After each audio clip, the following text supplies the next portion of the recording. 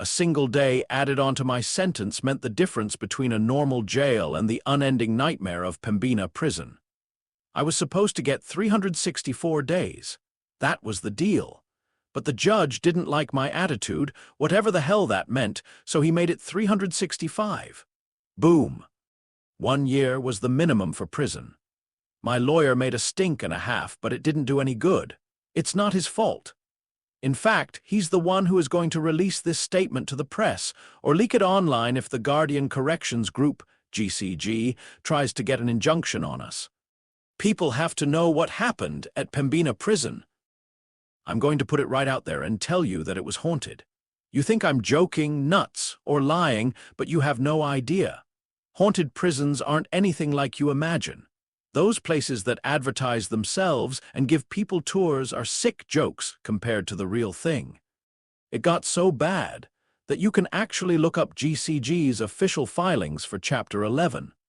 That shit put them out of business on their very first prison, and right there on the briefs, using an early statute of North Dakota law from 1857 to file an insurance claim, it says, site of Pembina prison confirmed by governor's office, and 2 notary publics witnessing in person to be afflicted by the supernatural, such that continued business is impossible.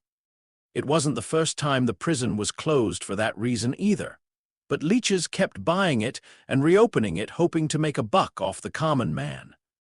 And I was shoved into that hellhole without knowing the history even a single bit. Don't get me wrong. The building itself wasn't so bad, especially for something straight out of 1853. It was a big stone cube that was squat, heavy and cramped, but way less sealed off than modern prisons.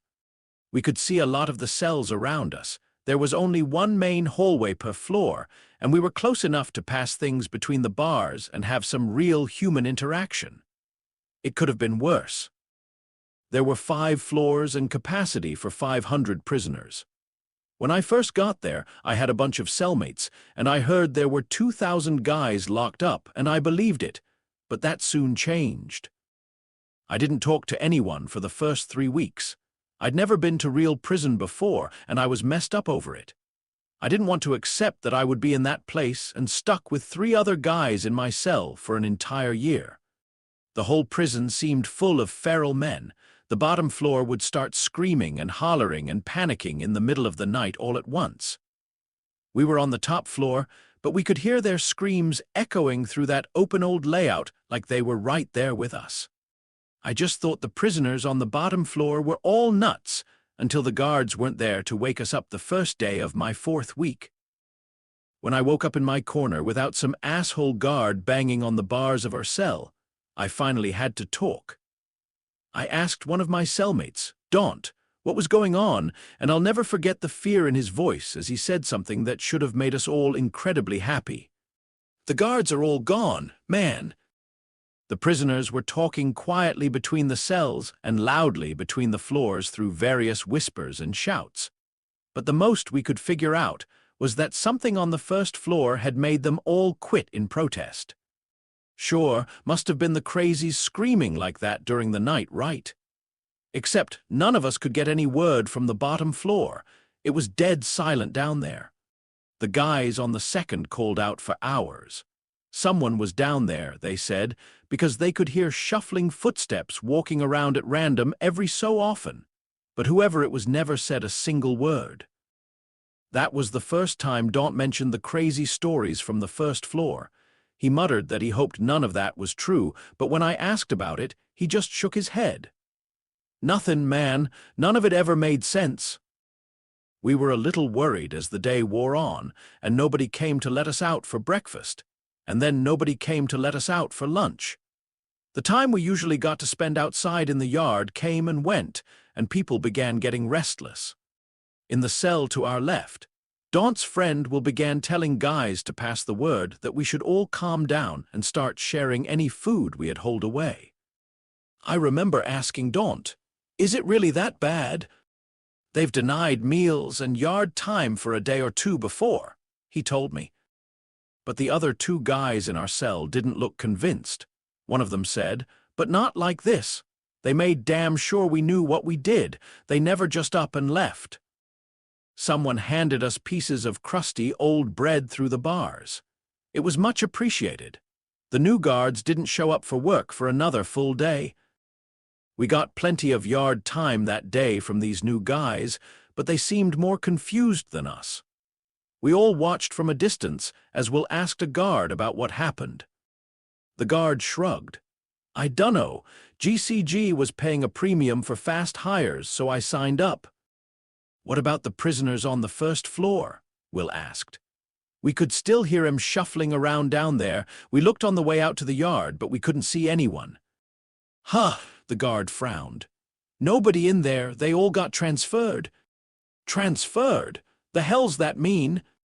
"It means Docker took 'em back. Returned to state custody since the company couldn't handle them." That made sense. If the floor had been full of nutjobs, then North Dakota's first local private prison company hardly had the experience to handle them.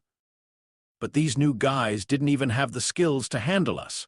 There were half as many guards as before, and they didn't know the routines or who the dangerous ones were among us. As a result, they were distant, scared, and forceful, all except one guy, Kellen. Kellen wasn't the first guard to treat us like human beings, but by then he was the only one around. He traded jokes while in the yard, never hit us, and looked us in the eyes when he talked. He went and found some paperwork to confirm the crazies had actually been transferred, but it took 3 months to get that info out of GCG. By the time he told us he'd heard back, we'd sort of forgotten the whole thing. 2 nights later, maybe 2 hours past lights out, the guys on the second floor began screaming. Daunt leapt up and fell on one of our cellmates by accident before shouting, "Shit, shit! Must be a fire!" Other guys in our row began banging on the bars and shouting for the guards, but the uniforms charged past and headed downstairs without talking to us. We could hear them shouting orders down below, and then yelling in confusion. The prisoners' screams were clearer coming from the second, and it sounded like they were terrified of something in particular and wanted help. The sounds of gates being slammed and people running reached us after about 10 minutes of shouting, and then it was silent. We sat in the dark waiting and listening until morning. When the new shift came in, they were surprised and confused, and Kellen came by to ask what had happened. We told him what we knew, but he'd shown up and found open gates and an empty second floor. There was no indication what had happened, but he promised to check with corporate and figure out if the absent prisoners had all been rapidly transferred again. Daunt gripped the bars and made sure Kellen was looking at him. "Please find out who the hell is walking around down there at night." Kellen blinked at that. "I mean, I'm day shift, so I don't know what I can do, but what do you mean?" "The prisoners are gone," Daunt told him fiercely but quietly. "But the guys on the third floor said they still hear someone, maybe 2 or 3 someones, shuffling their feet every hour or so till morning." "I guess I could go look right now." Daunt reached through the bars and grabbed his uniform, something which usually got us a beating. "Hear me, do not go in there by yourself. Stay in the stairwell unless someone's with you." Kellen nodded fearfully. It looked like he finally understood how spooked we were. He waved another guard off and Daunt let go. But nothing more came of it for a whole season. The night shift had quit, and more guards got hired at an even higher pay. Kellen and another uniform scoped out the first 2 floors, but found nothing. Daunt thought it was because they were looking during the day, but he wasn't about to ask our only friend to risk himself. It was maybe 3 months later. Yeah, I was halfway through my sentence, and I had taken up drawing so I had a pen and paper, when we woke up in the middle of the night to everyone on the 3rd floor screaming in absolute panic. This time, we were less scared during the event itself. Will offered a guard racing past $500 from his commissary account if the man would come back and tell them what was going on. Daunt listened intently, trying to hear individual screams from the 3rd floor over everyone else's shouting and confusion. I wrote down any words he thought he heard. What I wrote down? Jesus! Christ, killing him, God, let us out, coming this way. We weren't as scared when it was happening because we'd lived through it twice before. But this time, the long-term fear was much deeper. Now we knew for sure that it was going to happen again, and any prisoners that had the means began lawyering up and doing everything they could to transfer to other prisons, even if it meant worse conditions. The problem was, the North Dakota prison system was already overflowing, which was the whole reason GCG got started in the first place, so every guy that got out meant it was that much harder for the rest of us. Both of our cellmates transferred, giving us more space, so that was nice, but it was small consolation.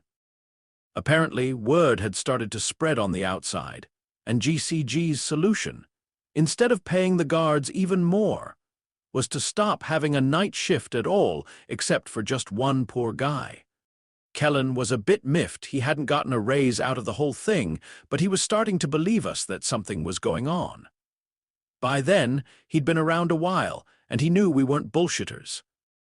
And too many other prisoners had told him they'd heard someone walking around the first, second, and third floors at random during the night.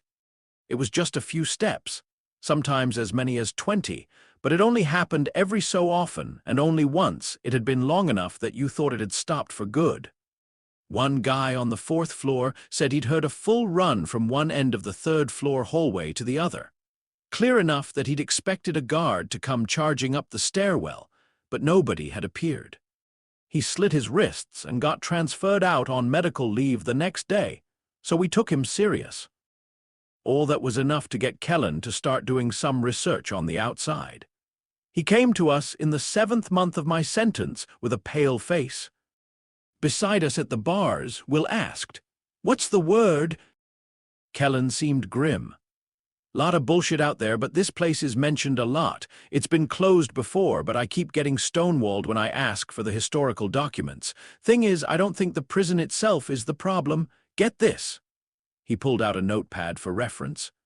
2 Canadian priests, Fathers Norbert Provencher and Sevier Dumoulin, visited Pembina in 1818, before it was even an official township. That was back when the Hudson's Bay Company was big around these parts. That's how long ago it was. Pembina was the biggest town in North Dakota then, so the trading post was full. So the priests chose to sleep outside by where the Pembina River meets the Red River. The folk tale has it that a vision of a rotting woman came in the night and stole Provencher's life. The 2 men bartered with her to split the remaining life between them, consigning both to live only 35 more years instead of the 70 Sevier had left. Sevier got an extra month and 20 days as a gift from his friend for his sacrifice. He paused, as if we might guess the obvious outcome. They both died 35 years later. I knew Pembina Prison had a horrible problem, but that didn't mean I had to believe everything. "Let me guess, a month and 20 days apart?" Kellen nodded. Daunt snorted. "It's true, dude," Kellen insisted. "The dates of death are right there on Wikipedia, but get this. 35 years after 1818 made their death year 1853, the year this prison was built, and the place they camped that night, by the meeting of the rivers." I didn't know what it meant, but I was beginning to feel very uneasy. "It's right here, isn't it?" He was dead serious. "I think there's some shit here. Ancient shit. I asked a guy I know, he's got Chippewa relatives over at Turtle Mountain. They know the history of the Red River better than anyone else. He said his uncle told him to never sleep at the meeting of the Red River and the Pembina River. He said something lives here, under the ground, and awakens with the changing of the seasons." We were silent for a beat after that. It was folk tale nonsense, but it was as good a theory as any. Whatever it was going to come back, and it wasn't friendly. We'll talk to Kellen for another few minutes, but Daunt was silent. After he was gone, I asked him, "What's wrong?" He sat on one of the now unused bunks and told me, "I got another 5 years in here, and I got no money for a lawyer. Your sentence will be up before it reaches us, and I'll be here alone." Will it? There was no way to be sure. It'll be back in 2 months for the fourth floor and then 3 months after that for us. I could get out a week before or a day too late. It doesn't seem to be exact." He just looked at the floor. "What I mean is, I do hope you get out before it comes." Oh, I wasn't sure what else to say after that, so I just sat in my corner like I always did. It wasn't too much after that we heard GCG was going under. The mad rush of transfers had pissed off the state and lost the company a vital contract for a second location, and investors had pulled out or something.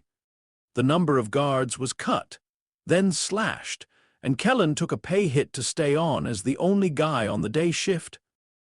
"There's only 2 prisoners left on the 4th floor," he told the 20 of us remaining as the general week we expected it to happen approached. "I feel like I should stay late just to see what the hell is going to go on down there, but the former guards I ask about it are all terrified as hell and refuse to talk. Some got violent just because I asked." "It's cool," Will told him. "You got a kid at home, don't be here for it." The 20 of us left on the 5th floor sat in our cells once night fell, praying and listening. On Monday night, nothing happened.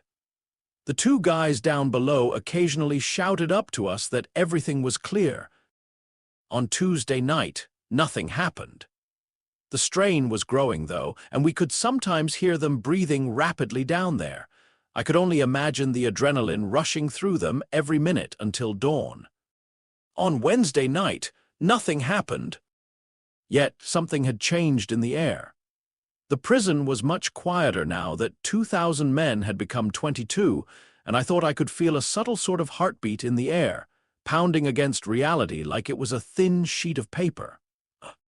"It's just your imagination," Daunt whispered. None of us were willing to speak louder than that. On Thursday night, that heartbeat became a feeling of footsteps approaching from a great distance. "Guys," Will shouted from his cell. "You good down there?" "Still here," one responded from down below. "But I can feel it. It's at the door, it's knocking." "What the hell's that supposed to mean?" But the man below did not respond. Friday night. That was the night it would happen. All day, the 2 guys on 4th pulled and clanged on their bars, begging to be let out. Kellen was torn. After 2 hours of listening to that pleading, he came up with an idea and transferred both of them up to our floor.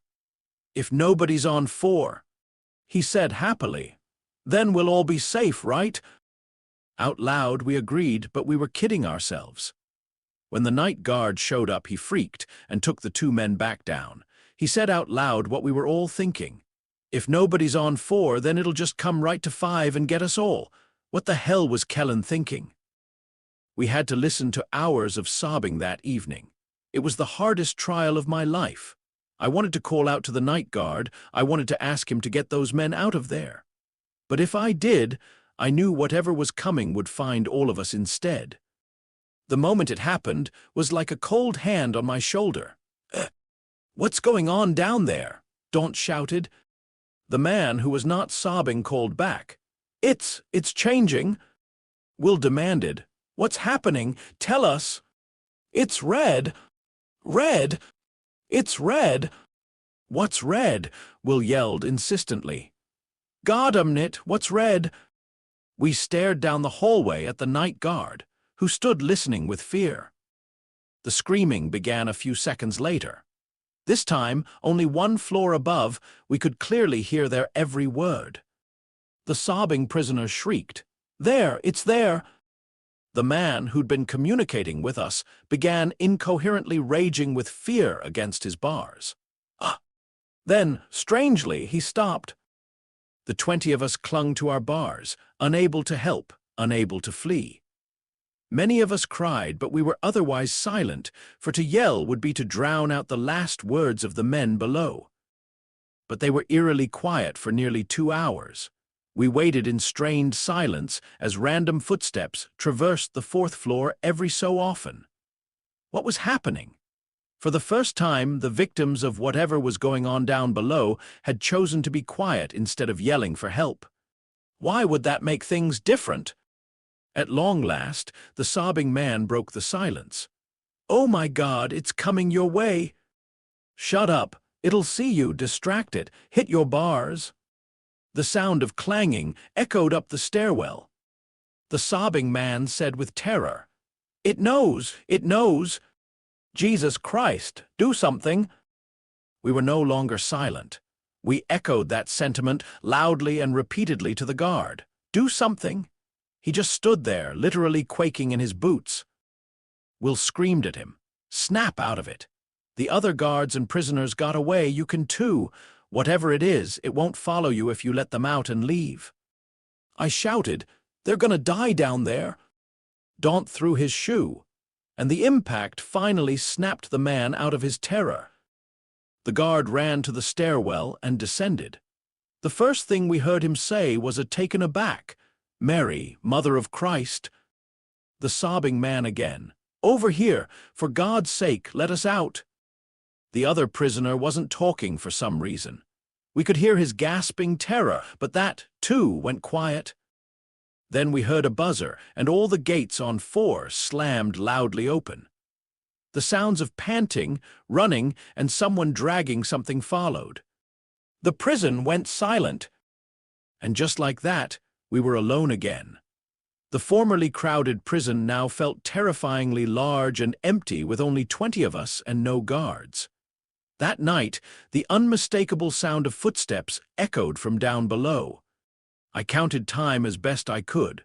40 minutes, then someone took 3 steps out of a cell and into the hallway. An hour and 6 minutes, someone ran 10 steps along the hallway and stopped abruptly. 28 minutes, the footsteps approached the stairwell, but then turned into a cell and went silent.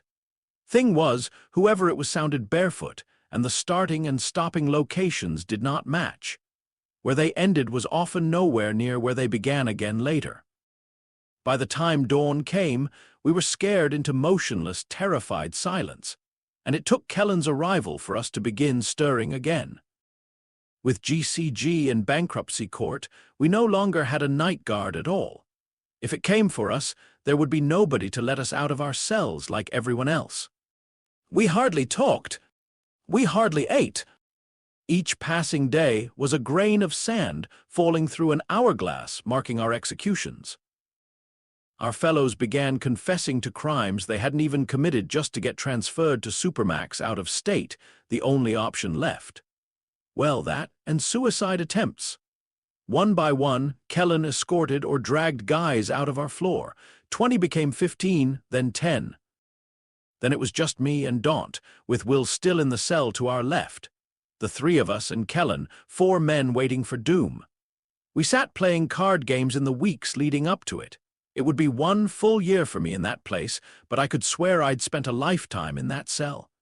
I couldn't think, couldn't remember life before, couldn't imagine surviving after. Every day, I prayed for a transfer to come in, but North Dakota had gotten sick of our shit, and the judges had stopped hearing cases from Pembina prison. They didn't know there were only 3 of us left. Nobody knew. We contacted the media. We phoned the governor's office. We made a ruckus. That was worse than nobody knowing. It turned out nobody cared. 2, there was nobody higher up at GCG following the situation, and Kellen couldn't get anybody on the phone. Payroll, meaning just his paycheck, was being handled by a third-party disbursement company that couldn't answer questions about ongoing proceedings. The week approached. On Monday night, nothing happened. We were like statues in our cells, alone, waiting for a sign of the executioner's approach. When dawn came, we sighed and began moving again. Daunt asked, "You get out Friday?" I nodded. If things went like before, I would be released the day of. As long as I left before sundown, I would be all right. On Tuesday night, nothing happened. 2 for 2, just one more day. I sat through that darkness until the feeling of the prison had changed around us. A subtle heartbeat seemed to pulse against our faces and ears and eyes. It had come a day earlier in the week than the last time. That morning, Will patted my arm as we both leaned out the bars. "Sorry, man." Daunt just shook his head angrily. I wasn't going to get out in time. On Wednesday night, the heartbeat became the sound of footsteps approaching from some unfathomable distance. I think I stood at the bars of our cell that entire day, fingers wrapped around metal with force to match the tension in the air and in our minds. This couldn't happen. This wouldn't happen.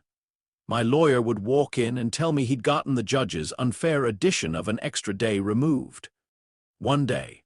One goddamn day, even if I'd spent the whole year in this prison, one day still meant life or death. Let me out. Let me the hell out, for God's sake.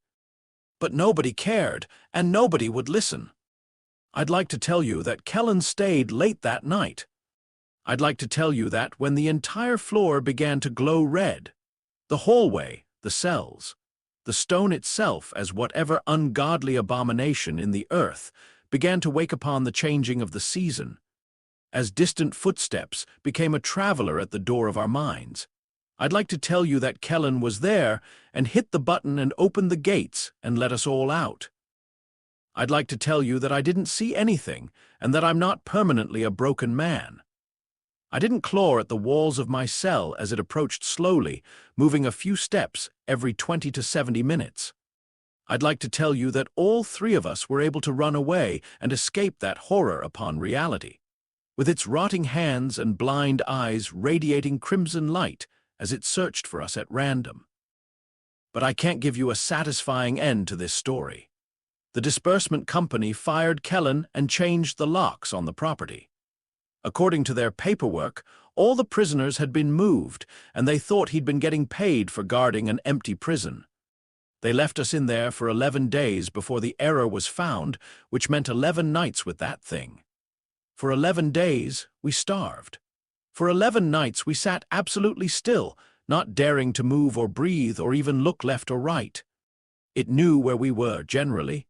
It stood right outside our cells for hours, and sometimes walked right through the bars and grasped at the beds around us, daring us to make even the slightest motion. When you've spent 6 hours staring into the blind crimson eyes of a rotting demon, unable to blink your eyes for fear that it will hear the air your lashes move, when you've seen what it's seen, the worlds it has walked reflected in hellish red, you'll understand. No one cares. I'd like to tell you that Kellen actually existed. I'd like to tell you we had a friend among the guards and that it wasn't all bad.